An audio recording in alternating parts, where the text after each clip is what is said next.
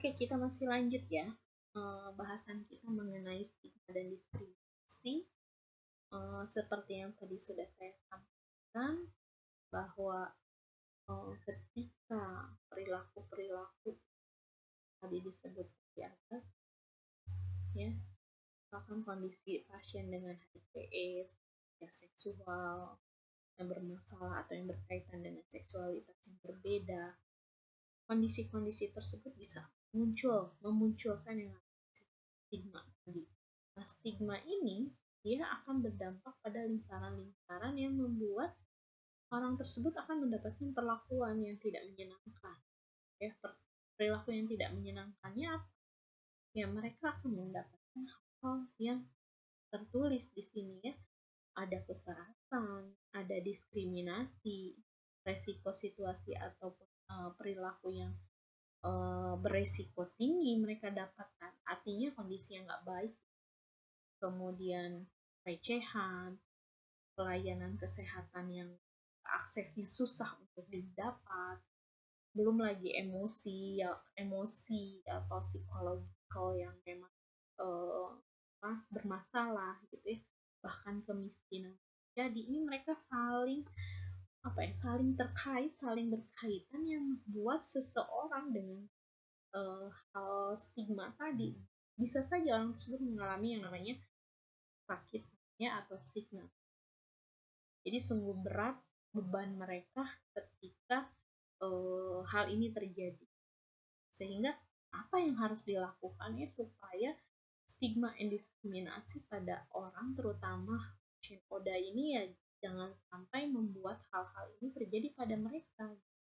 Sehingga jangankan mereka untuk mempertahankan kesehatannya ya, kondisi-kondisi yang memperberat itu tuh akan berpengaruh berat juga terhadap proses penyembuhan penyakit atau bagaimana dia bisa mempertahankan status sehat.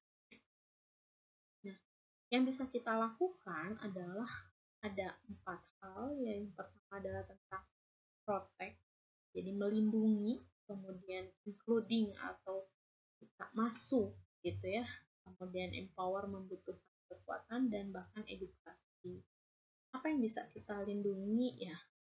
Memang harus ada aturan terkait dengan diskriminasi, sehingga perlu anti diskriminasi itu diperlukan ya untuk melindungi mereka, atau dekriminalisasi atau suatu perilaku kriminalnya dulunya itu adalah suatu tindakan pidana yang akhirnya dianggap menjadi tindakan biasa, itu namanya dekriminalisasi. Kemudian challenging violence atau kekerasan yang perubahan kekerasan itu juga perlu dilindungi. Kemudian apa yang harus kita harus terjun gitu ya, kita harus bisa masuk. Yang pertama adalah terkait dengan key population. Jadi key population ini ada populasi kunci yang memang beresiko tinggi terhadap penularan HIV. Ya, salah satunya contohnya misalkan pekerja seksual, pengguna narkotik dengan jarum suntik, ya, kemudian penularan yang terjadi pada ibu dan bayi, ibu hamil tentunya. Nah, itu adalah salah satu key population. Ya. Kemudian stigma and diskriminasi reduction as a goal in national strategy, jelas ya, menurut pemerintah ini merupakan strategi nasional yang tujuannya ya harus diturunkan kondisi stigma dan diskriminasi. Kemudian bagaimana kekuatan itu dibentukkan, ya perlulah untuk memahami gitu ya dengan benar apa sih sebetulnya yang terjadi pada mereka, kayak pada pasien HIV, ya apa yang terjadi pada pasien HIV mereka harus tahu sehingga mereka bisa memahami, oh tidak akan ada yang namanya stigma dan diskriminasi ketika informasi tersampaikan dengan baik. Kemudian edukasi pun ya penting ya untuk mengurangi ketakutan ataupun perilaku-perilaku yang tidak. Macam stigma itu banyak ya, yang saya masukkan di sini kalau tidak ada 3. Jadi apa itu self stigma atau internalisasi stigma aja. Ini adalah satu stigma yang dia berdampaknya sangat berat justru dibanding stigma yang lain. Kenapa?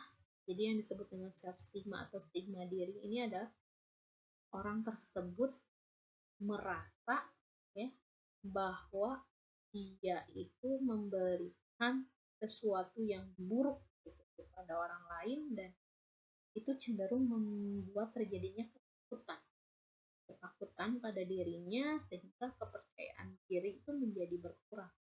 Nah, ini yang kurang bagus, dan pasien-pasien dengan HIV/AIDS itu self stigmanya masih tinggi, ya, memiliki efek yang sama merusak pada kesejahteraan mental orang hidup dengan.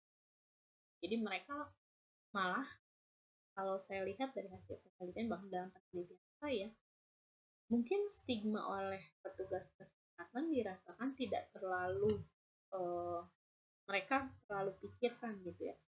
Tapi ketika diri sendiri merasakan bahwa aku ternyata di stigma oleh orang, jadi dia udah mencap dirinya sendiri seperti itu, maka itu akan menghancurkan kepercayaan diri mereka.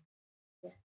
Bahkan ketika kepercayaan diri itu untuk mencari bantuan atau perawatan medis lainnya, orang akan tidak mau kemana-mana. Dia akan lebih banyak diam di rumah. Ketika kondisi dia sudah sakit, dia nggak mau kemana-mana. Kalau dia nggak mau kemana-mana, ya berarti resiko kecacatan yang pun bisa menjadi lebih besar. Stigma berikutnya adalah government, jadi dari pemerintah biasanya, yang kriminalisasinya itu banyaknya pada populasi kunci, ya.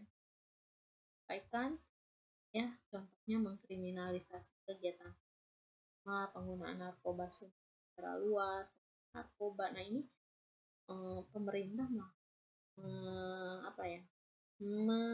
memikirkan kondisi pemikiran yang negatif kepada mereka, walaupun sebetulnya sih bisa kita benahi, ya. Sebenarnya kita bisa bantu mereka justru untuk berpikir bagaimana sih bisa mengurangi, ya.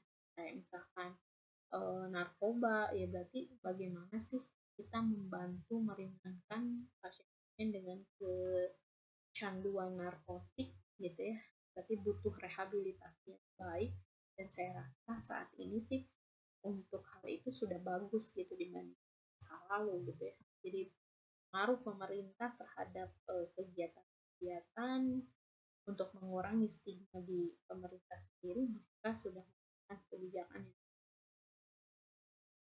Nah, yang berikutnya adalah stigma pada petugas kesehatan. Nah, stigma pada petugas kesehatan ini masih banyak ya. Jadi di kita sendiri sebagai profesi kesehatan, itu profesi kesehatan sendiri masih menganggap bahwa ketika pasien datang dengan kondisi HIV/AIDS atau ODA, dia akan cenderung banyak yang berpikir bahwa aduh aku takut tertular. Akhirnya merawat atau melayani pasien akhirnya tidak sepenuh hati, tidak sungguh-sungguh. Padahal kita tahu pencegahannya, kita tahu bagaimana mencegah supaya tidak terjadi penularan pada diri kita, maka ya APD perlu sekali ditingkatkan sehingga profesional kesehatan itu mau memberikan pelayanan pada siapapun itu tidak ada dengan kondisi, ya. Nah, di sini dinyatakan bahwa diskriminasi terkait HIV dalam perawatan masih menjadi masalah dan sangat umum di beberapa negara, ya. Contohnya ketika tes wajib HIV itu tanpa persetujuan atau konseling yang sesuai, akhirnya tetap dilakukan. Jadi sedikit memaksa, padahal kita tahu yang namanya pemeriksaan HIV/AIDS itu yang dengan sukarela, ya. Kemudian banyak hal-hal lain, termasuk menuntut pembayaran tambahan pelayanan, mengisolasi orang dengan HIV/AIDS ya, dari orang lain, dari yang lain, itu masih saja. Ya. Kemudian stigma berikutnya adalah employment, jadi dari para pekerja, ya. Karena kan mereka juga sama seperti kita, seperti orang hidup normal, yang mereka masih bekerja walaupun mereka bukan HIV/AIDS. Nah, ada hal ketika pasien dengan HIV/AIDS